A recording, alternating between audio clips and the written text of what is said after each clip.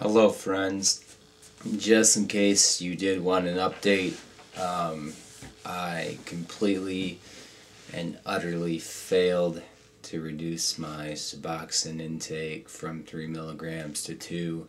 In fact, not only did I stay at 3, I probably increased a little bit.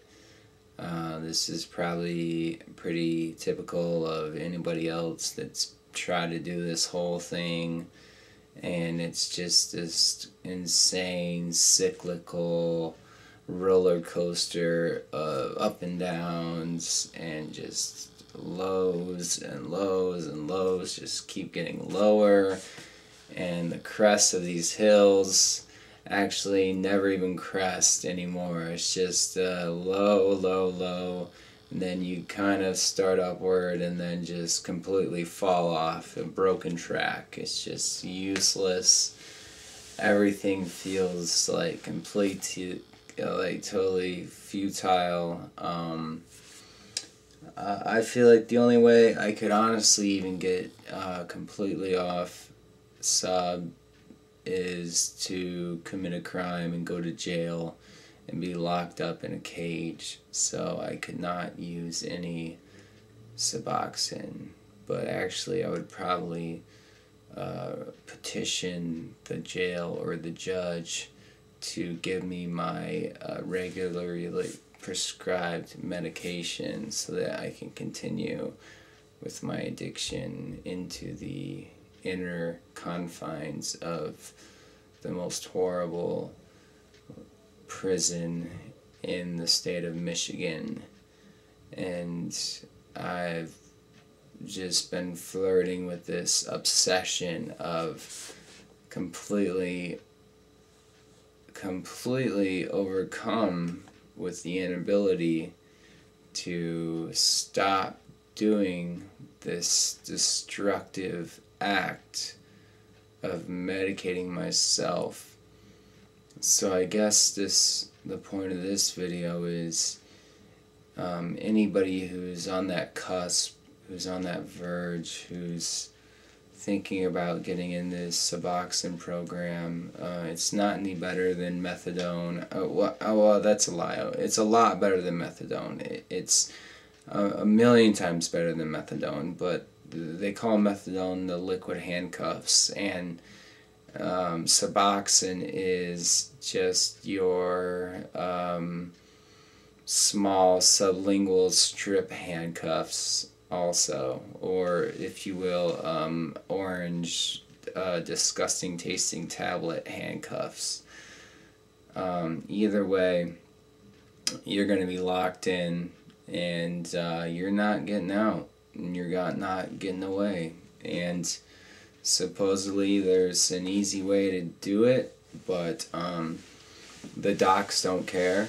You go see your doc every month and he or she doesn't give a shit what you're going through. They don't check in with your substance abuse counseling, or they don't even care if you're going to substance abuse counseling.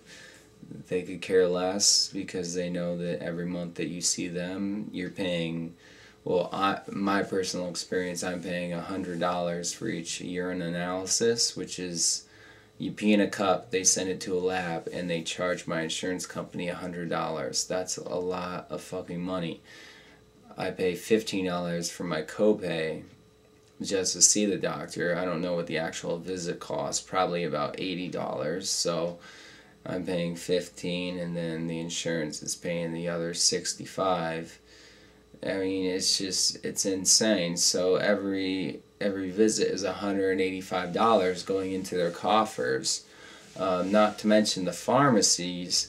The pharmacies don't want you to slow down. I mean, if they could prescribe you more, they probably would. I mean, I get 2 a day, which I don't take anywhere near that many.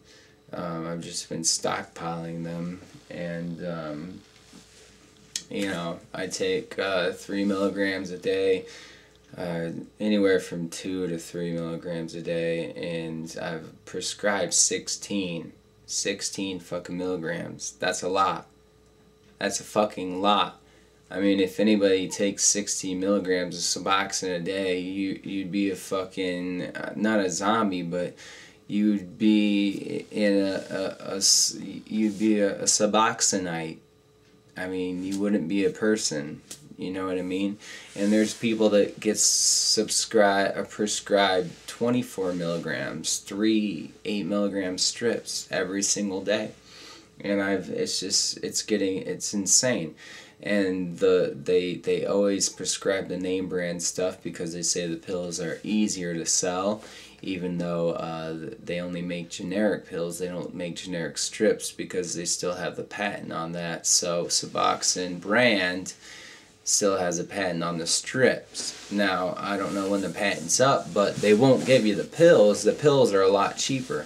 Now, they gave me the pills because my insurance company refused to pay for the name brand Suboxone. And that's what insurance companies do. They refuse to pay for shit because they're greedy.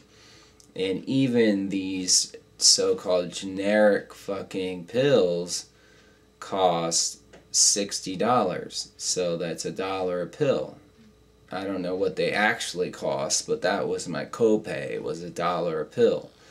So every time I go to the doctor, that's, you know, we're talking about damn near over $200 every single time.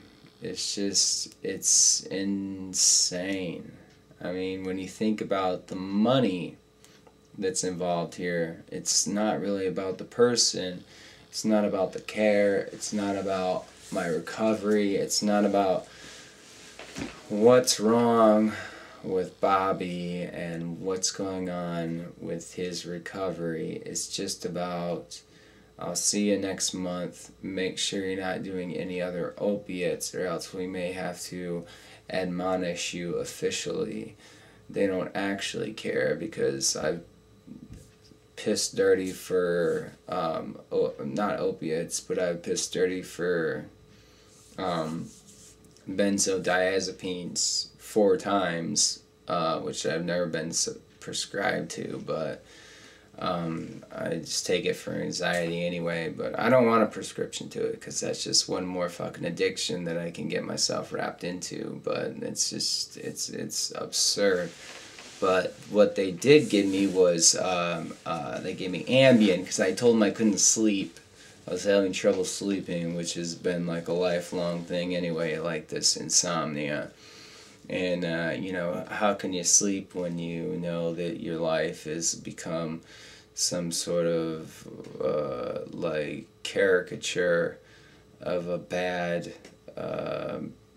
drug movie. It's like a movie about the perils of drug abuse, except I'm living it every single day in some sort of sick HBO special about some guy that's trapped in a cycle of self-destructive absurdity. It's great, I gotta tell you. And yeah, they're gonna keep prescribing it, and I'm gonna keep taking it. And that's the cycle of money and corporatism and greed, and that's medicine. Hippocratic oath, do no harm. What more can you say?